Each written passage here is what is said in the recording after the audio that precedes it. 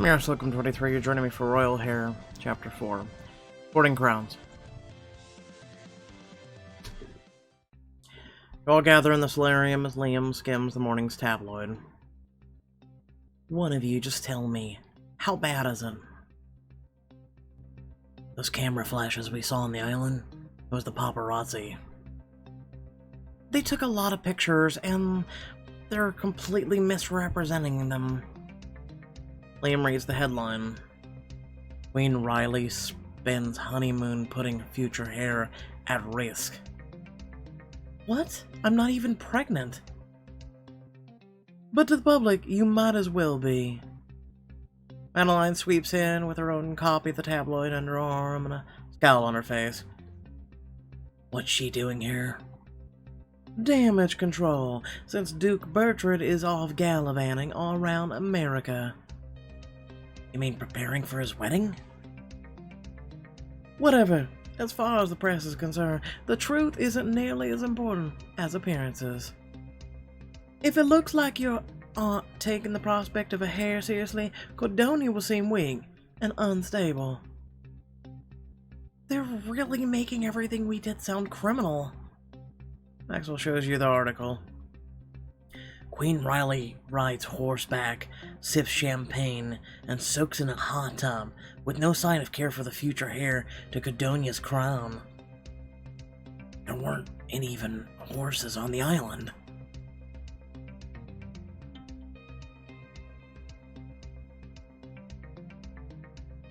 Someone at the tabloid is out to get me. I mean, nothing about how good I looked or what I was wearing. Come on, this is a malicious piece. I agree. They came after Venti. Given the circumstances, it's not entirely surprising. There's always a lot of interest in the possibility of a heir. Yeah, but this is low, even for a tabloid. I have some contacts in the Cordonia press. I'll see if I can get them to lay off you for now. Thank you. Well, then in the meantime, we have a ball to prepare for. Our royal guests have waited long enough for a meeting. I'll check with the staff about the party arrangements. I'll coordinate with Mara on security. I'll handle the rest of the decor. And I'll make sure there's plenty of bubbly.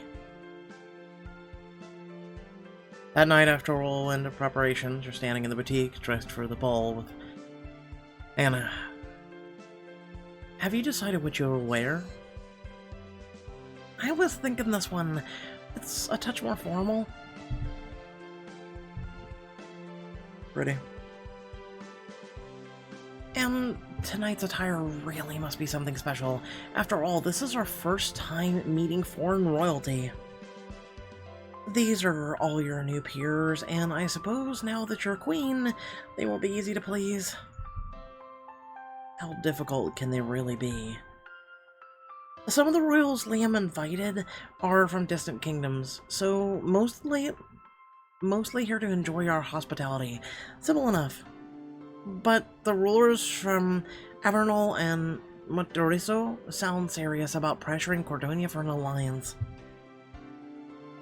I take it Montesiro's the other kingdom that's been pressuring us. Yeah, King Bradshaw has a history of getting what he wants, which means Avernol does too. His wife, Queen Isabella, supposedly has a sense of humor, but considering how Avernol is to Cordonia, it's important to impress both of them. They sound like real power couple. Absolutely. I only wish I could tell you more about Montesiro. Even after a day's research in library, their queen is hard to track down. Well, I guess I'll have to do my best, or be on my best behavior around anyone looking regal.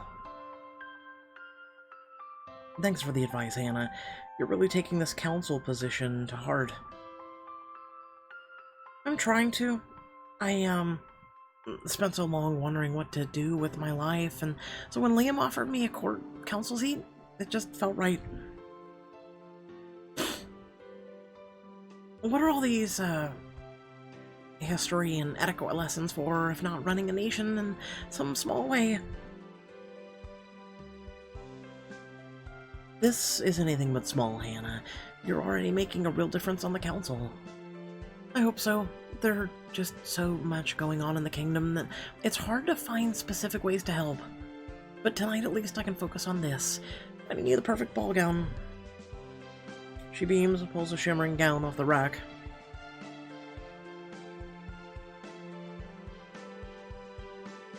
It's pretty.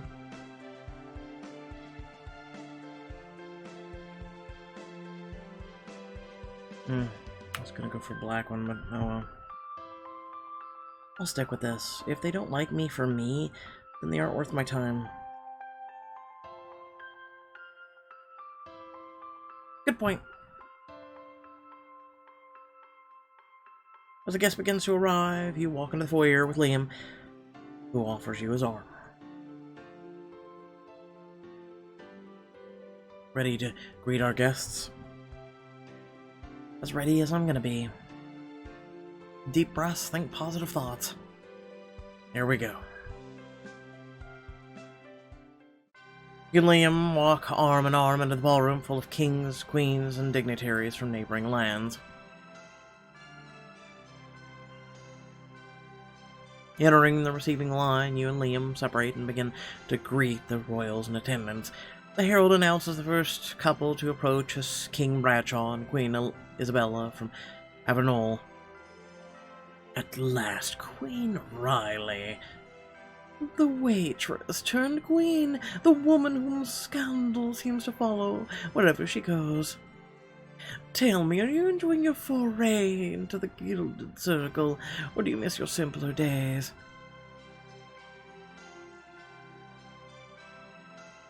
Well, being a queen beats waiting tables.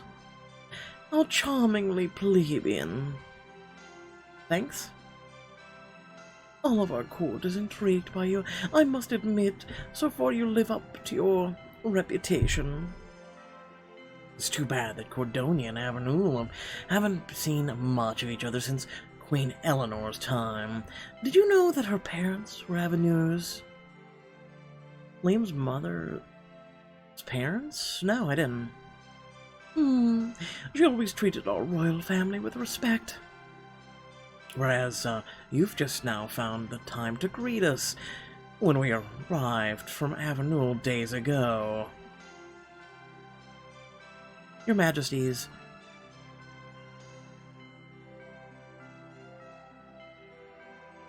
I guess I don't teach manners there, but your visit came quite as a surprise. Next time we'll be prepared. Doesn't everyone love a good surprise? But to be honest, I wanted to come here unannounced to catch you off guard and see how you'd react. And now I know. So, this was a test. Ah, you could call it that. I like to get the measure of anyone who joining the royal circle. And now I know for sure that a formal, binding alliance with Avernul is your best move. And why is that? We provide the strength, you provide the wealth. It's a perfect match. I know you've managed to handle your local nobles so far, but this is a whole different league. Cordonia almost lost its king and queen to an upstart's coup. Do you really think you can face the outside world on your own? We might surprise you. You might, but why take the risk? Alone you leave Cordonia vulnerable, but together no one would be able to threaten us. And luckily for you, we've just celebrated the birth of our twins, a boy and a girl. Oh, congratulations. Once you have a heir, we can forge a marriage alliance that will bring our two kingdoms together without anyone having to give up anything. King Bradshaw, just so we're clear, I don't like you. I don't think we would do that.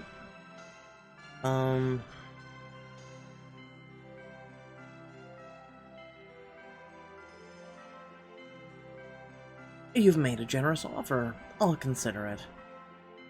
What a perfectly diplomatic answer. Maybe your nobles in Cordonia are satisfied with answers like that.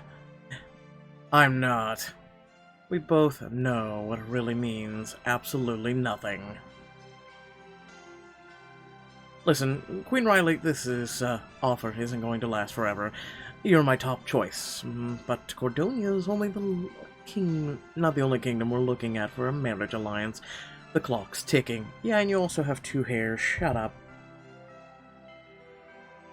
King Brachon, Queen Isabella move away. The herald introduces the next royal guest as Princess Margaret of Monaco. It's a pleasure to meet you, Queen Riley. Princess Margaret, courteous. You return the gesture. Thank you for coming. Congratulations on your wedding. I saw the pictures. It was truly magical. I imagine this could be a bit much for you. Most of us were raised to expect this sort of life, the scrutiny, the balls, the politics. I want you to know if you ever need a friend or someone to talk to, you can ask me anything. Princess Margaret, what do you think of King and Queen? What do you think of me and Liam? Is there anyone I should watch out for? Ooh, I'm actually gonna go with them.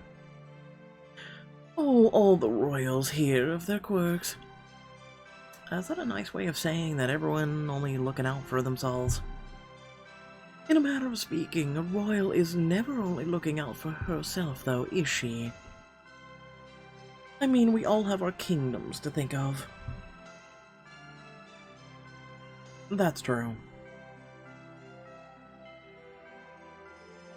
Let me know if there's anything else you'll need. We ladies should look out for each other after all. Margaret kisses each of your cheeks and then heads off. As the night wears on, you meet all the other visiting nobles and royals.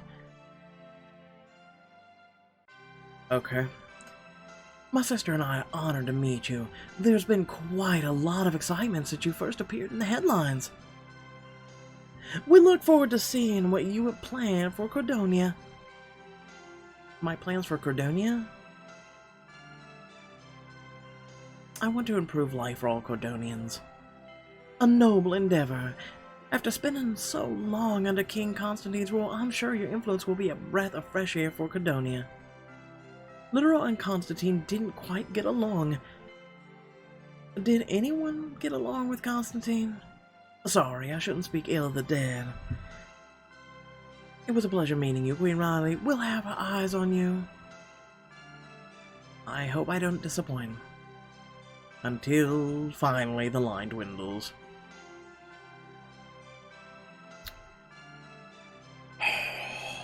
Is everybody dead from prior books gonna make an appearance? Because this is gonna get real old real quick. Pixelberry. Really? What a pleasure to meet the famous Queen Riley. I am King Eric. Named after King Eric the Bold and unflinching, of course, not the most recent King Eric the Scholar. Perhaps you've heard of my peerless aim with a bow, or my renowned automobile collection, second to none. Surely you've heard of me in one form or another, yes? Oh, yes. King Eric. Oh, excellent. We'll get along famously, I'm sure. Me too.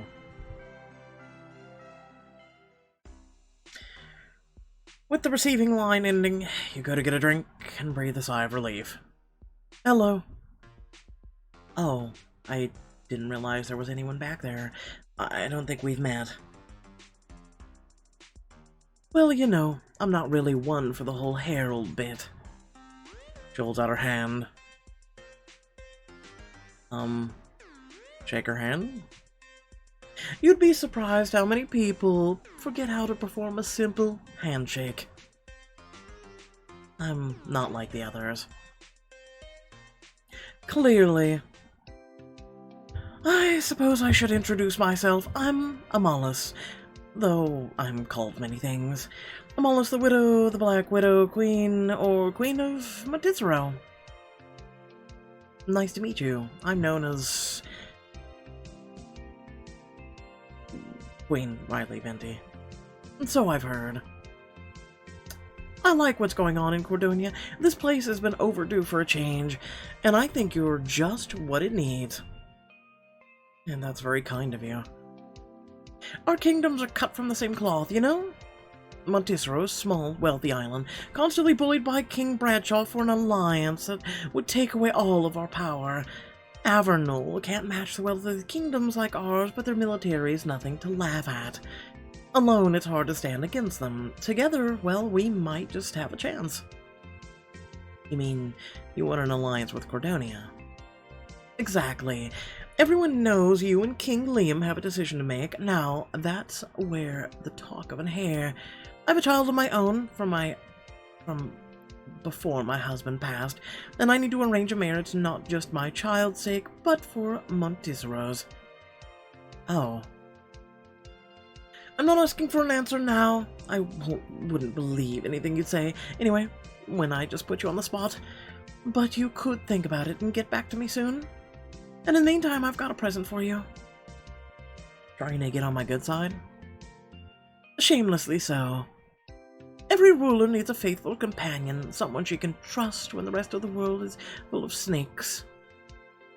She snaps her fingers, and a servant dressed in her colors brings you a hefty, golden box. It wriggles slightly as you take it.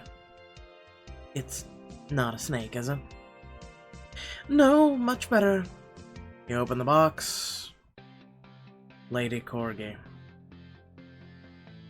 To be honest, she's a pampered little thing. Keeping her would be involved. But will you accept her? It would be nice to have a furry friend around her.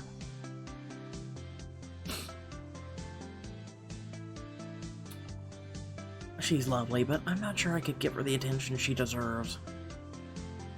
Then she'll have to come back to Monticero with me. I should be going. I don't want people to think I'm holding you hostage, but I hope you'll consider my idea of an alliance. Cordonia is your kingdom, so it's up to you and King Liam, of course. Yeah, we'll need to discuss everything and see if we can come to a decision. I know these things take time, but just remember that not making a decision is still a decision. And sometimes it's the worst one of all. Good luck, Queen Riley. As Amalas vanishes into the crowd, Liam walks over to you with a glass in each hand. Hey, I thought you, might need a drink. Champagne, sparkling water. Oh, I get it. In case you are pregnant and you don't know it. Or, you know, in case you want to be healthy. I get it. I get it. You're the best husband ever. Turns out playing 20 questions with royalty makes you thirsty. I know the feeling. How have you been holding up with our new friends?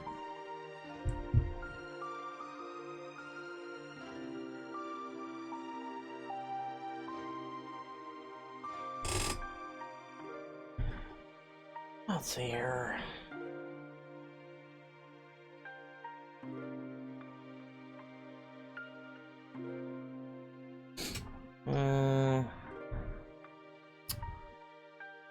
Just hope they like us. I'm actually gonna go with...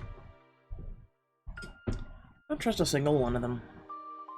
Bradshaw's pushy. Isabella looks like she's judging every tapestry on the wall. And Amalis, well, actually, she seems cool, but in a mysterious my secrets are cooler than your secrets kind of way. Speaking of our guests, I'm guessing some of them asked you about our hair? Only if by asked you mean assumed. I'm basically got a bun in the oven, and thought Madeline asking about our future child was nosy. I mean, we barely announced that we're trying for one. Liam sighs sympathetically and takes your hand. I guess rumor travels fast, but if everyone's interested in us having a baby, I can think of a way to put the rumors to rest. As he smiles at you, there's no mistaking the want or invitation in his eyes. Liam, right now, in the middle of the ball, there are plenty of spots where we can find some privacy. Where a number of books and a number of chapters you couldn't. Stay at the ball. I loved you, Liam, but there's too much riding on this ball. We should make sure our guests have a good time. You're right. After they're gone, though. Then we'll have this place all to ourselves. Smiling, Liam slides an arm around your waist and gives you a quick kiss. Sounds perfect. As you and Liam rejoin your guest, you share a brief kiss and part ways to mingle. The rest of the night passes without incident as you see Cordonians and visiting royals chatting. And then I said, we'll settle this with a dance-off. Am I understanding this correctly? You're the court jester? I wish. Across the room, your suit is elegant yet bold. You should try one sometime. And elsewhere, oh, let me tell you an enchanting tale of how I selected the napkins for my engagement party. Please, stop. You mean stop stalling? We'd love to hear it. Oh, I began with a color board of those various shades of purple, violet, lilac, and blackberry. As the night draws to a close, nobles and royals begin to approach you to say their farewells. You didn't impress King Bradshaw. Like I care. Remember, you need us. Cordonia needs us. Queen Riley, we expect your answer soon. Queen Isabella nods stiffly to you on her way out. You got snubbed by the Queen. You realize you're on my land and I could have you killed, right? When you're ready to really learn how to play the game, give us a call. We'll be in touch as soon as we can, or care. As King Bradshaw and Queen Isabella leave, Queen Amalis gives you a wry smile. It was good to meet you. I can't honestly say that often around here. I'll take that as a compliment. Good, it was intended as one. The last of your guests nod respectfully as they file out. Take care. Thank you for hosting us. Other ball guests, enjoy the ball. Thank you for coming. Once the door closed, you breathe a sigh of relief and turn to Liam. We survived.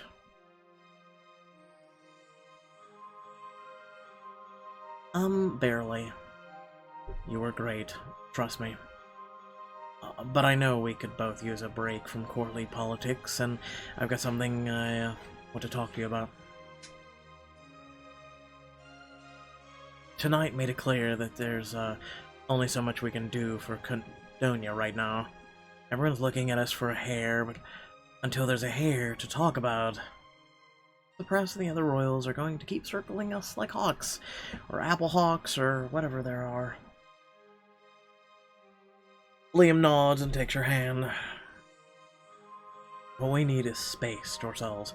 With Bertrand and Savannah's wedding coming up, why not head to the States early and make a road trip of it? Seeing the sights, trying to blend in, it would be fun, and it'd buy us time to decide what's best for Cordonia. That sounds amazing. Good, because we can leave as early as tomorrow. Then what are we waiting for? You're off to America for the first time since the wedding. What adventures does your old home have in store? Find out in the next chapter. Oh, where to even begin with this? Thank you all for watching. Remember to like, share, and subscribe. Head down description below, links to social media, Discord if you'd like to support me and my content. Without further ado, thank you, and incoming speech. I'm sorry about this being late. Today's Monday evening. Been a couple days, there's been some things going on. If you're a part of our Discord, you kind of knew what was going on, at least when I kind of made it aware. I didn't feel good this weekend. And basically part of the reason I didn't feel good was because of nerves and what was supposed to happen today. And also the fact I didn't feel good, and is the reason for today. So today, things were at least supposed to get coming to a head, I guess you were supposed to say. I was supposed to go through some medical procedures this morning that, long story short, I went in, registered, got all taken care of, was placed in a hospital bed, taking the medicine, I was hooked up to an IV, we were all set to go, about to start the procedure, and someone walks in and says, stop. and that my insurance had declined it.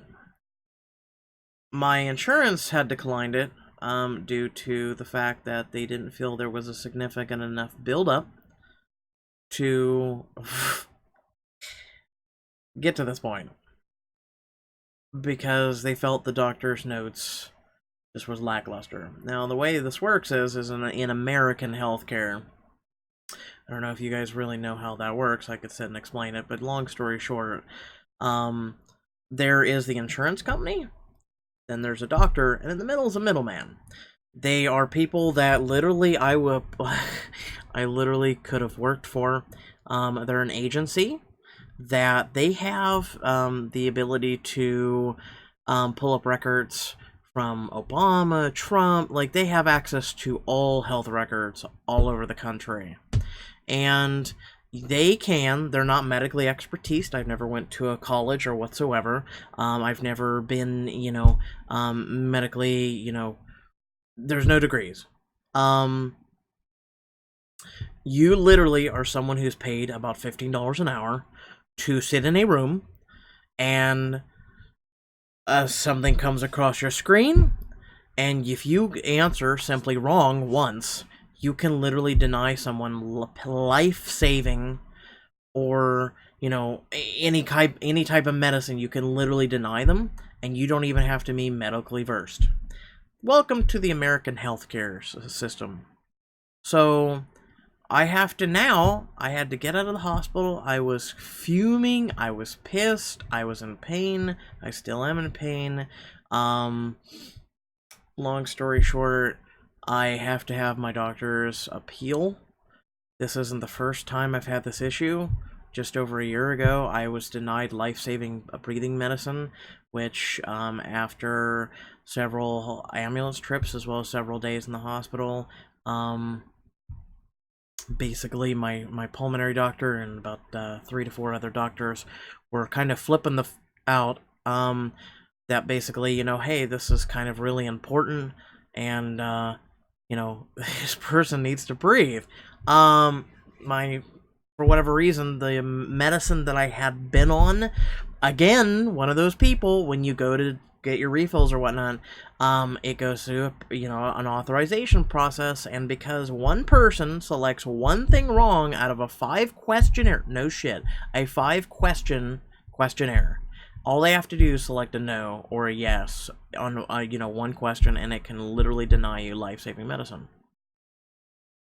I don't know what to say. I really don't know what to say.